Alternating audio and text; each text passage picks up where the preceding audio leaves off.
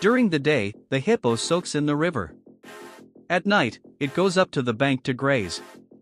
The next morning, as it returns, it's harassed by a lioness. Only a clueless young lion would chase after a hippo. As it runs to the riverbank, a red-crowned crane appears, its beak shines with bright colors, clearly looking like an imported good. The hippo gets angry, cursing non-stop, wanting to rip apart the damned lion's head.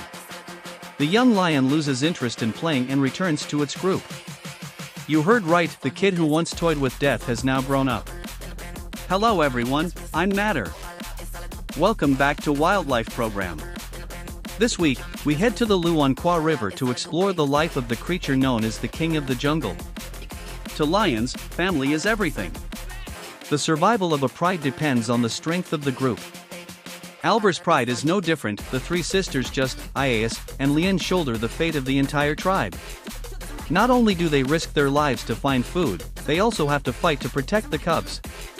For PS, life has never been easy.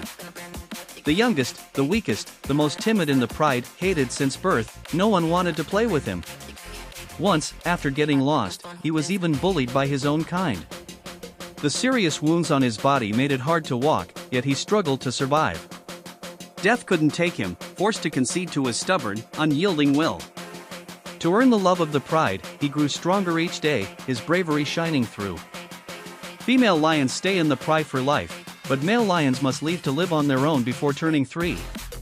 Just a few months left until their deadline. Wandering days are harsh. If Bus wants his own territory, he must earn it with grit and guts. Training against hippos isn't exactly the smartest move, especially when the pride faces a crisis unlike anything before. The previous leaders of the Gina Pride met a tragic end. Rima was killed by hunters, Jim was chased by rivals, his fate unknown. Without the protection of males, the pride is in a desperate state. Especially now, during the rainy season, prey no longer depends on the Luan Kwa River and instead spreads out across the savanna. Meanwhile, the Muba pride up north enjoys rich food sources. The starving Esper pride faces a tough choice: wait to die or risk crossing the river. This year is strange, the north is abundant with food, the south has nothing. But challenging Muba, the northern overlords, for food? That's almost impossible. Worse still, crocodiles lurk in the river. Alfer must plan carefully. But they're already so hungry they're about to start chewing dirt. Either way, death is near, why not take a chance? The crocodiles hear the noise and swim over. Good thing there are no cubs, or this would be a disaster. At last, they reach the other side safely. Roars echo everywhere. The three brothers Viewcast are declaring their territory. Their powerful, commanding roars drive off any intruders, reducing the chance of conflict. Anfer feels uneasy. Vuz glances at his brother, the situation is dire. Destiny has made them weak, so they must use their wits, not brute force. Lien begins to act. Her graceful body moves elegantly into enemy territory. The others stay silent and wait. Even with tempting prey ahead, no one dares act recklessly. The weather is too hot, making hunting difficult, especially on enemy turf. Better to wait for Lien to succeed, than move. Meanwhile, the hyenas are getting antsy. 2 TS Pride members are wavering nearby. Lions are ready to rob and kill. The lionesses look at them with disdain but won't strike first. Hyenas aren't easy to mess with.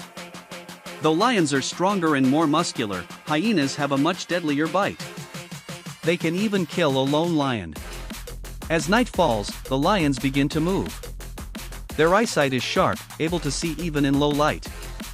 They silently approach a herd of antelope. Bus charges in too quickly, startling a giraffe. It bolts. The commotion alerts all nearby animals. The reckless youth still needs more experience. Lionesses are the main fighters. Taking on 2 at once, one lioness quickly grabs an antelope. The starving lions rush in, devouring it in minutes. The small prey is stripped clean. The lionesses continue hunting. The cubs lick their paws, waiting for the next meal. The pride moves deeper in and spots another antelope. Another quick catch. Earlier, it was just enough to fill their teeth, now they can feast. Full and satisfied, they realize the cubs have vanished. At dawn, as the sun begins to rise, survivors of last night's slaughter start to emerge. After a quiet breakfast, the pride relaxes. This lone hyena has wandered all night without a meal. It eyes a giraffe. Even though it barely reaches the giraffe's knees, it still wants to taste that sweetmeat. But it doesn't seem likely. A foul smell drifts from the riverbank. The hyena quickly runs over. Turns out, Vuipi has discovered the carcass of a hippo by the water. The hyena stands by, drooling hungrily. The crocodiles also caught the scent of meat. One after another, they swarmed in. They wanted to drive the hyena away, but before they could even take a few steps, the crocodiles had already crawled onto shore, devouring the feast without caring whose prey it was. Vuipi was furious, but she dared not go against the crocodiles, only stomping off in frustration. At this moment, the lioness was still fast asleep, completely unaware that her cub was in danger. Lion's fate was still unknown, yet the pride seemed unbothered, sleeping peacefully. Speaking of Lien, one couldn't help but admire her courage and cunning. After reaching the shore, she went alone to confront the lion brothers of the Muba pride, tracking down their brutal leader, Mohus, the most savage of the three Bukit brothers. She wielded her most dangerous weapon, herself. Her deadly allure was irresistible. If she seduced him, he wouldn't be able to resist. And sure enough, within minutes, he was on his knees before her. Their seductive union began right there. No wonder Anders' mother had no trouble last night. By noon, the crocodiles returned to the Us River, managing to reclaim half the carcass. The surrounding hyenas were reluctant to yield, but they couldn't win in a one-on-one fight. Vuipi let out a helpless howl. The call echoed through the wilderness, traveling over 10 kilometers. Meanwhile, the hyenas were cooling off in a nearby stream. Suddenly, they heard their clans cry and quickly regrouped. It was the same hyena that had fought 4 lions alone, and intense battle seemed imminent. A kilometer away, the lions heard the hyena's howls. An ominous feeling crept in. They hurried toward the sound. This was a race for reinforcements, who would reach Bus first. The lioness picked up speed, but the hyenas were not far behind. A brutal clash was brewing. The sun dipped lower, shadows spread across the savannah.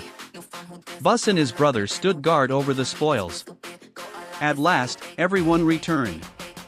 Hungry and weary from the long journey, they wasted no time and tore into the meat. After all, they were family. But while they feasted, the crocodiles prepared to strike again. More and more arrived. The lions had no choice but to fall back. Things worsened when the Duyan Kui hyena clan appeared. 8 lions against 9 hyenas, surrounded by over a dozen crocodiles. The experienced lioness knew there was no benefit to fighting such savage thieves. Win or lose, they would suffer. She ordered the pride to retreat. But Bus was unwilling. He had guarded the prey all day, how could he just give it up? Hot-tempered by nature, Bus was enraged by the hyena's taunts. He even wanted to confront them head-on. Thankfully, his mother arrived just in time to save him. Even a grown lion couldn't withstand so many hyenas. After 3 rounds of skirmishes, the lioness decided to retreat, leaving behind Vuipi, who was now in danger. 2 hyenas gave chase relentlessly. Again, the lioness arrived just in time, baring her fangs to protect her cub. Facing her fury, the hyenas finally backed off. Bus had survived, but learned a lesson carved into his bones: losing a meal but keeping your life was a fair trade. If hyenas dared to bite crocodiles, there was nothing they wouldn't do. As dawn approached, the lions quickly ate and retreated. Sunlight bathed the savannah in peace once more. To keep Puka under control, Lien had mated with him for 18 hours straight. Exhausted and parched, she had endured enough of this reckless brute. Now she growled and snarled in protest. She had fulfilled her mission, distracting Muba's pride long enough. With her clan free to hunt on stable ground, it was time for her to return. Puka could only watch her leave. By the riverbank, the Antwer pride rested. Last night's battle with the hyenas had left them injured. Muba, especially, bore the worst of it, a harsh lesson. Without his mother's intervention, the young cub might never have seen the sunrise. Just then, a herd of water buffalo passed by. The lions stirred. Water buffalo, delicious and filling, were among their favorite prey. But they were also powerful fighters. The pride had no male lions left, and most members were wounded. Still, after coming all this way, it would be a waste to go home empty-handed. Lion appeared from afar. She had been instrumental in their recent operation. Her return brought a surge of hope. They followed the herd and discovered a lone buffalo bull hidden in the grass. The moment had come. They launched a fierce attack. This time, the lead wasn't a lioness, it was Bus. With strategy, bravery, and an unyielding spirit, Bus began to show the aura of a true ruler. After the grand feast, the pride returned to the southern banks. Once an outcast, shunned and abandoned, Bus had now become an extraordinary force. It was time to rewrite his destiny.